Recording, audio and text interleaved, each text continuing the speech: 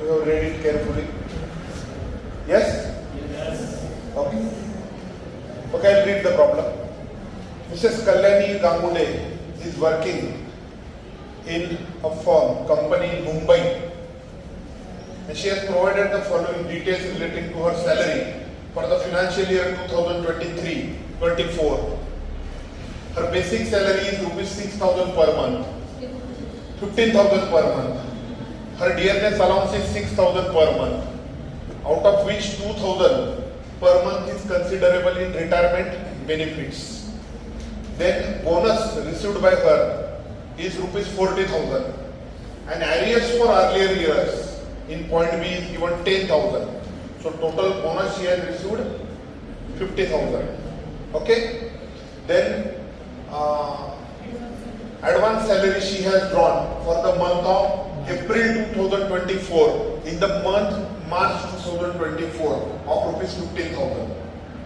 Then interest credited to her recognized provident fund account at the rate of 13% is rupees 39,000. Then contribution to recognized provident fund by her employer is at the rate of 15%. Is that clear? Then she has been provided with an accommodation, a spacious bungalow in Mumbai, and its fair rental value is rupees 1 lakh. The cost 10,000 per month, and the cost of furniture is rupees 1 lakh.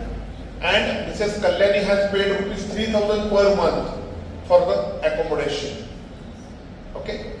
Then after that,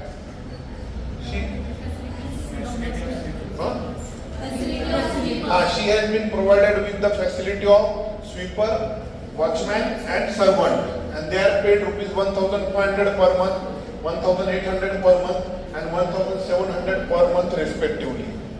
Okay.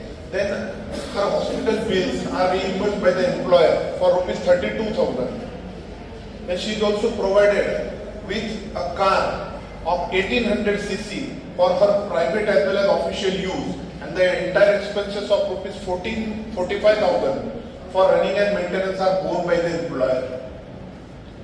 Then gas, electricity and water bills are paid by the employer for her house. Okay, and professional tax is deducted at 2,500 for the financial year. And she has not opted for the new tax regime under section 115 BC. So you are required to compute her income from salary for the assessment year 2024 and 25. Friends, you have to do 5 working notes in this. Number one is interest on RPF, second is RPF, third is car, and fourth is rent-free or accommodation at a concessional rate. These 4 working notes we will do first, and then we will draw a proper structure. Okay?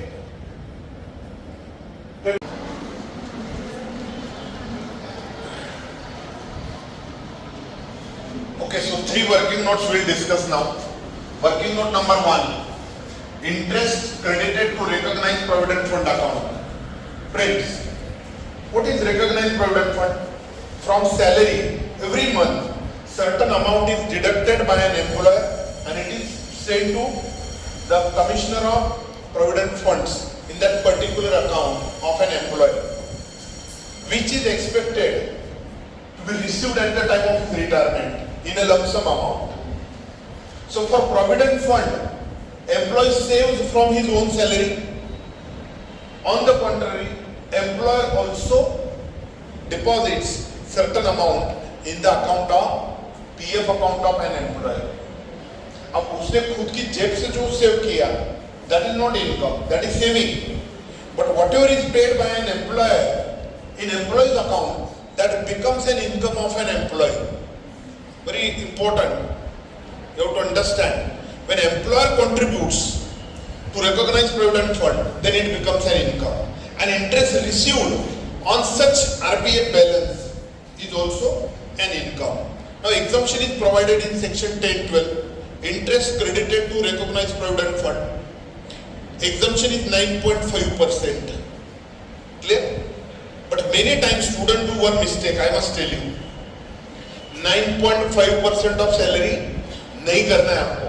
How to utilize 9.5%? I will show you. Focus.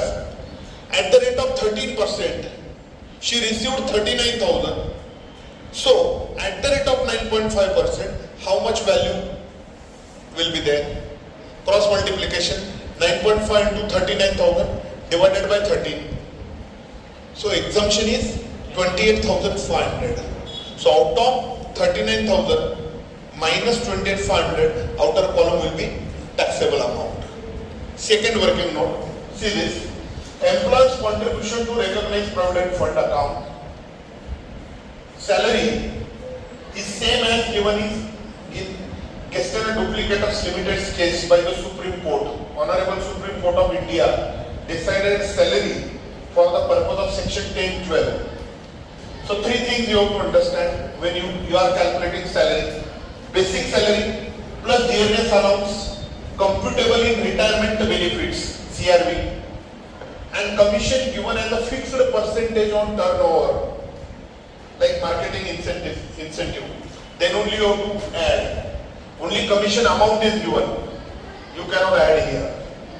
This is very technical part. You have to understand. So basic plus DACRB plus commission as a fixed percentage. That performs your salary. In the given case of Mrs. Kalyani, her basic salary is 15,000 per month into 12 months, 1,80,000. She received dearness allowance 6,000 per month. But out of 6,000, only 2,000 is considerable in retirement benefits. So total 24,000. Are you understanding? Galti says 6,000 into 12, 72,000. Do not do that. You have to read question very carefully. How much is considerable in retirement benefits? So only 2,000. So 24,000. Plus commission is not there as a percentage. So total salary is 1,80,000 plus 24,000 is equal to 2,04,000. And exemption is equal to 12% of salary, 2,04,000. That comes 24,480. So this will be exemption amount, this will be reduced and outer column will be taxable. Shall I hope it is understood? Third working note if you will see. Valuation of motor car perquisite. Friends, Kalyani is given 1800cc car. सबको car नहीं मिलता. She has been given bungalow, special bungalow in Mumbai. किसको देता है company? Key managerial personnel, like MD, directors, then your CEO, company secretary as a legal advisor, CFO, chief finance officer. Is that clear? He must be chartered accountant for being CFO many times for large scale companies. They get such kind of facilities. Is that clear? जो पढ़ाई करेंगे उनको सब मिलेगा, car भी मिलेगा, bungalow भी मिलेगा आराम से, लेकिन उसके लिए पढ़ना पड़ेगा. If she gets such facility, this is non-monetary benefit given by an employer to the employee. Our job is to convert non-monetary facility into monetary terms. Two columns are there. Column E, if car exceeds 1600 cc cubic capacity of engine, cc का मतलब है cubic capacity of engine, exceeding 600, then valuation of perquisite will be 2,400 per month into number of months, and 900 per month you have to add if chauffeur is provided. Chauffeur means driver. Clear? Now no chauffeur is provided, only car is given, but car is of 1800 cc. So column A is applicable. So her valuation is 2,400 into 12. That comes 28,800. If car would have been less than 1600 cc, then in that case, perquisite valuation of motor car shall be 1,800 per month plus 900 per month if chauffeur is provided. Now column A is applicable, so we calculated 28,800. Shall I hope it is understood? If any questions are there, you can ask. Write down. Provisions are in. Section 17, subsection 2, perquisite valuation for rent-free, unfurnished accommodation, rent-free, furnished accommodation, unfurnished accommodation at concessional rate, and furnished accommodation at concessional rate. This These are the four things. Now we are discussing type number 4. Furnished accommodation at concessional rate. Clear? Mrs. Kalyani has paid rupees 3,000 per month. Means she has got concession, but some amount she has borne for getting a house. Okay? So calculation. In last lecture I had given you a table. 4 things were there. Could you recall? If population of the city is more than 25 lakhs, then perquisite value is 15% of salary. If population of a city is 10 lakhs to 25 lakhs, then it is 10% of salary. If population of a city is less than 10 lakhs, then it is 7.5% of salary. And if accommodation is provided in a hotel, then it is not taxable in the hands of employee if the hotel is owned by an employer. And if it is not owned, then 24% of salary. This table I have already given you have written already in last lecture. So today I will directly go. What is the name of the city in which she has got special bungalow from the company? Mumbai. Population of Mumbai is in crores. So more than 25 lakhs. So point number 1 is applicable. If city's population is more than 25 lakhs, then perquisite valuation of accommodation will be 15% of salary. Now salary for the purpose of section 17(2). Section 10(12) salary we already calculated in last working note. It was entirely different. It was like Gester and Duplicators case limited. Now it is different. Salary for the purpose of accommodation, section 17 subsection 2 means basic salary plus dearness allowance computable in retirement benefits plus bonus of current year. In the given question you have been given bonus of earlier years. Arrears of bonus 10,000. I didn't take that because when you are calculating this working note, you have to consider previous years emoluments only, not earlier years or future years. Very important. Most probable chance of mistake in examinations is here. Many times you may take 50,000 bonus, 40,000 plus 10,000 earlier years. ऐसा नहीं करना है बिल्कुल भी. Always remember when you are calculating section 17(2). Then you have to consider 1 year's emoluments, previous years. So in previous year she is eligible to get 40,000 and she has got 40,000. So basic plus DACRB plus bonus plus commission, any type of commission here, even fixed percentage, even only commission is given. That you have to take here. Then fees of any type paid to an employee. Is that clear? Then all taxable allowances. Taxable allowances are what? If house rent allowance is given, an exemption is calculated, the outer column amount you have to take here.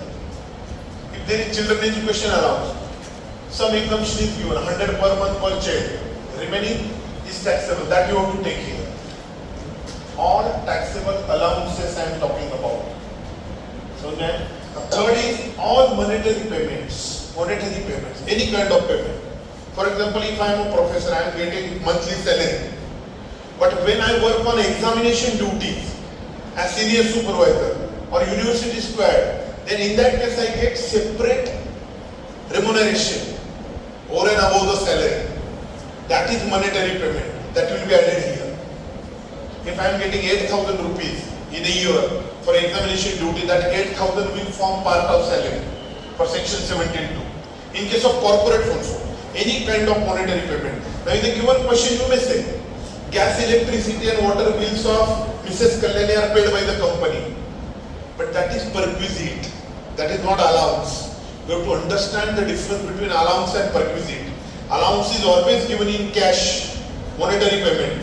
Perquisite is always a facility provided by an employer to the employee.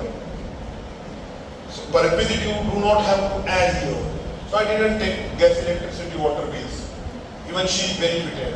So total salary is 2,44,000 for this section. So exemption is, see, 15% of, sorry, not exemption, valuation of perquisite is 15% of salary. So 15% of 2,44,000, it comes 36,600. She is also provided furniture by the company and cost of furniture is 1 lakh. So 10% depreciation element you have to add. as per table. I had already given you that table. So 10% of cost of furniture, 1 lakh, that comes 10,000. So total perquisite value for her bungalow provided by company is 46,600. But Kalyani says what? I have paid some amount as a rent. Uska kya? Yes, we will less that. So step 3, less expenses incurred by an employee. So she incurred 3,000 per month.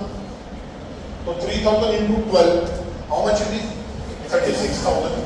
So 46,600 minus 36,000, it comes 10,600. Shall I hope it is understood? This is final answer. I told you, whenever there is a question inculcating accommodation working note, always solve it into last, because its salary definition is very large, inclusive. So calculate this working note at the last of your working notes. Now you can go to the structure. Draw the format for income from salary, will solve the problem now. And you use the values of working notes in final solution. Okay? Draw the structure.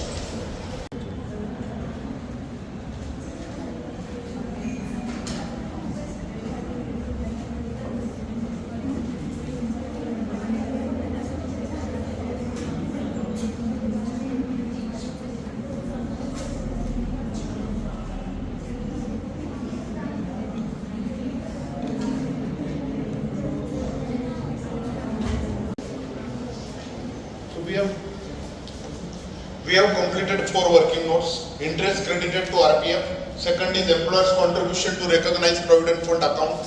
Third is motor car perquisite valuation. And fourth is accommodation at a concessional rate given by an employer to the employee.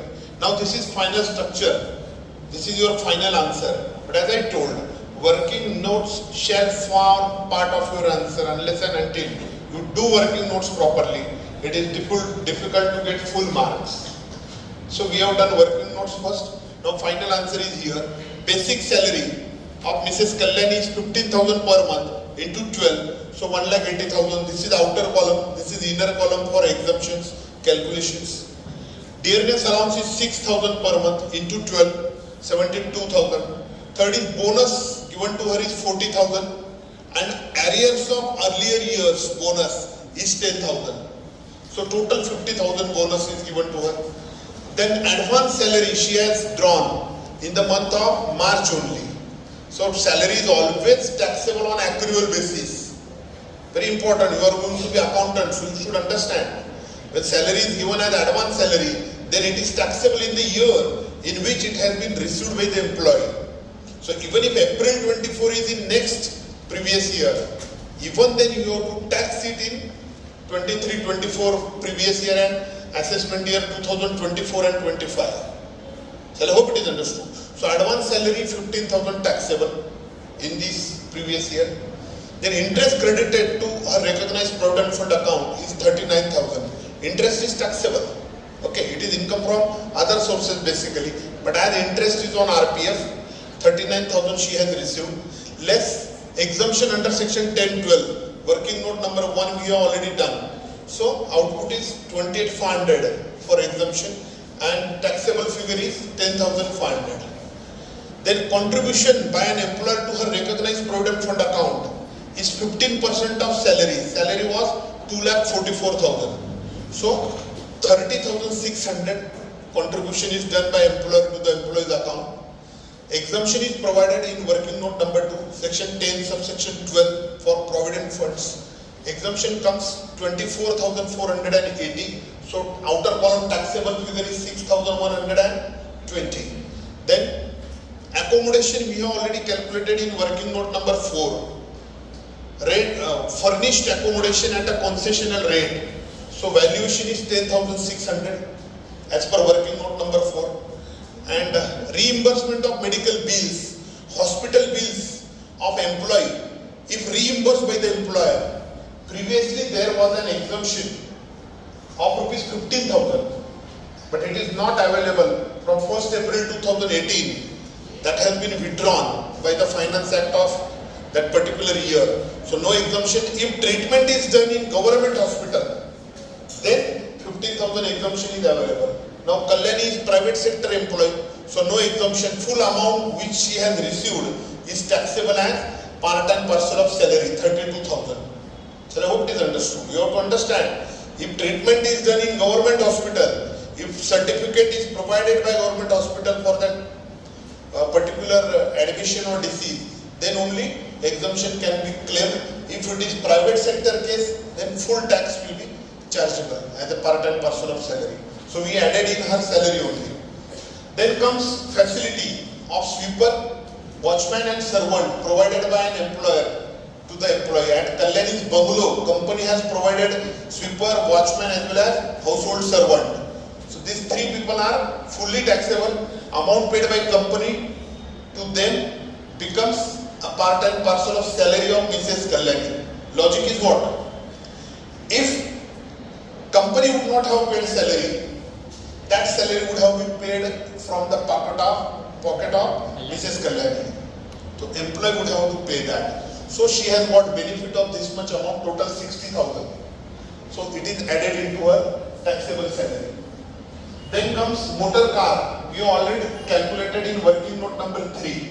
Perquisite of motor car. When car exceeds 1600 cc and car do not exceed 1600, 2400 and 1800. If shopper is provided 900. So car is exceeding 1600 because cubic capacity of car is given to you. The car given to the Kalyani is 1800 cc. So column A was applicable. So valuation is 28,800. Then gas, electricity and water bills of the house in which Kalyani is residing are paid by the company, employer. If company would not have paid, same would have been paid by her pocket. Now she didn't pay, so it is her income. So it becomes part and parcel of salary. So it is taxable. 12,000 paid by the company. So gross salary after adding all these emoluments of salary becomes 4,77,020. From gross salary, 3 deductions are there. 16.1, 16.2 and 16.3. 16.1 is what? Standard deduction provided to every salaried employee 50,000 fixed. Okay. 16 subsection 2, entertainment allowance. It is taxable for private sector employees. If he is government employee, then again special deduction has been provided under section 16.2 up to 20% of salary. Clear? Then 16 subsection 3 is professional tax deducted from the salary of the employee. Now Mrs. Kalyani has already paid rupees 2,500 as professional tax. So she will claim the benefit of deduction under section 16 subsection 3. So 50 plus 2, 500, 52,500. So after deducting it from gross salary, less deductions under section 16, it gives you net taxable salary 4,24,520. Shall I hope it is understood? If any question is there, you can ask me. If any question is there, you can ask me. बहुत cooperate किया आपने, चालू रहो. सो देखो, आप relax नहीं कर. किसी को परखना मत. परखने से कोई अपना नहीं रहता. किसी को परखना मत. परखने से कोई अपना नहीं रहता. हर आईने में चेहरा बहुत देर तक नहीं रहता. बोलो वाह वाह. अब सुनो, किसी को परखना मत, क्योंकि परखने से कोई अपना नहीं रहता.